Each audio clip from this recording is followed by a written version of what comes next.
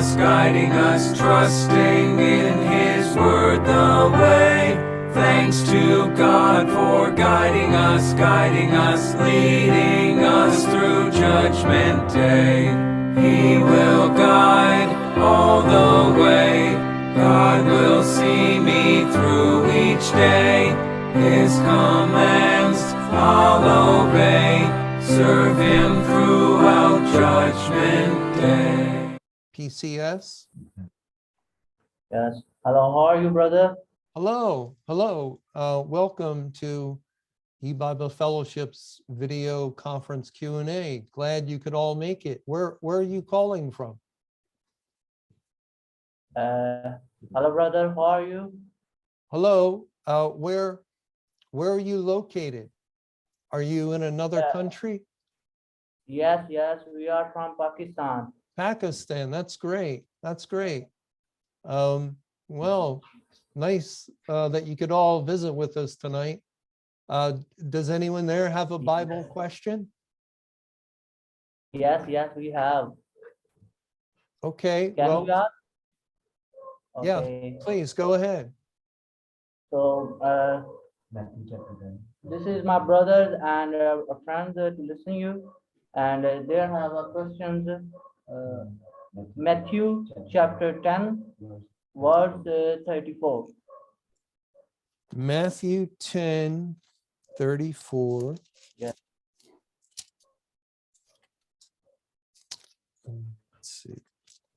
Think not that I am come to send peace on earth.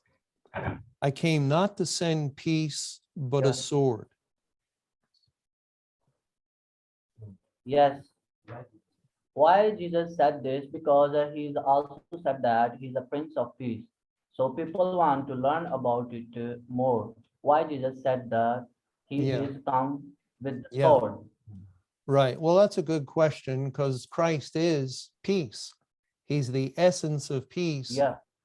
And the Bible tells us that He is our peace, and what that means is between the individual that is saved and God, because prior to salvation, we're at war with God. But then when Jesus saves us, He makes us to be at peace with God. So that's how He's our peace. Now here, think not that I am come to send peace on the earth. I came not to send peace, but a sword. Now, I'll read the next verse too. It says in verse 35, for I am come to set it man at variance against his father, and the daughter against her mother, and the daughter-in-law against her mother-in-law, and a man's foes shall they be of his own household.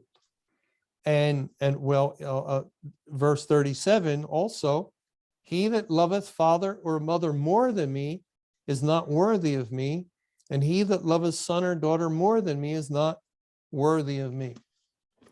Well, actually, since you're in Pakistan, this is probably a situation that you've heard of from time to time, because there's many Muslims in Pakistan, and so the gospel comes, let's say, into a Muslim home, and there's a big family, and yet out of that family, the Lord has decided to save one. There's a young girl in the family who's an elect child of God, predestinated before the world was to salvation. So somehow the Lord brings the gospel into that home, and the young girl hears the gospel, and God saves her, and she begins to desire to follow Christ, or to seek after the Bible, because Christ is the Word made flesh. So following the Bible is following Christ. But what happens in her family? What happens? It's as though a sword has gone into that house because there's been division. and now mothers against daughter, fathers against daughter, and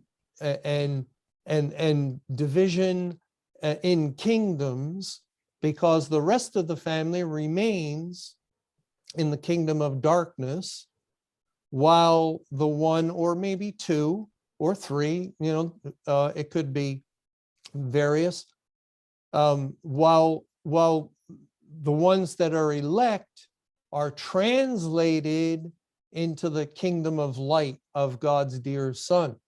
So that's why this language, I am come to set a man against his father, the daughter against her mother, the daughter-in-law against her mother-in-law, and a man's foes shall be they of his own household. And, we've all heard accounts of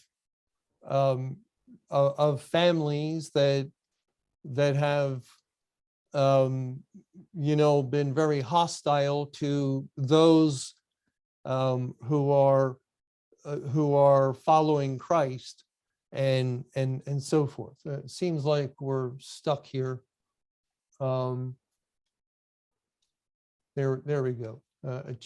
I hope everybody can still hear when the picture is frozen like that.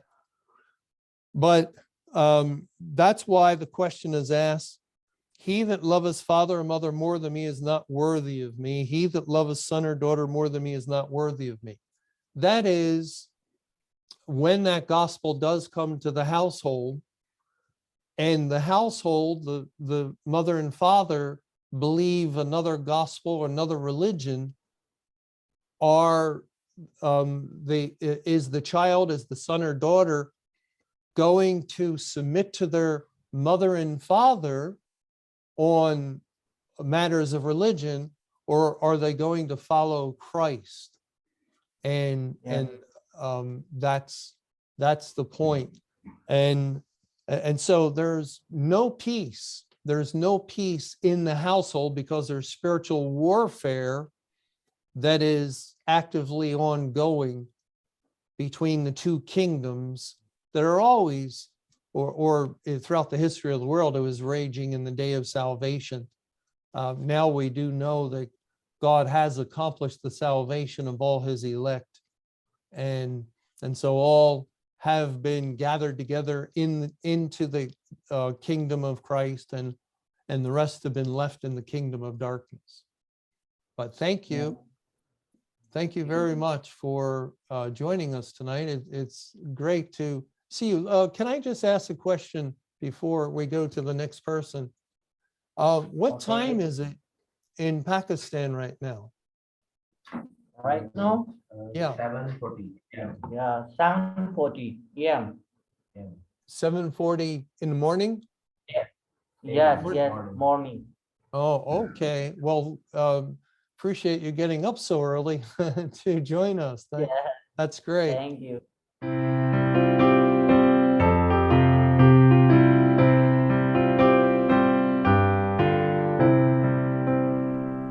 Praise to God for guiding us, trusting in his word the way. Thanks to God for guiding us, leading us through Judgment Day. He will guide all the way. God will see me through each day. His commands I'll obey. Serve him throughout Judgment Day.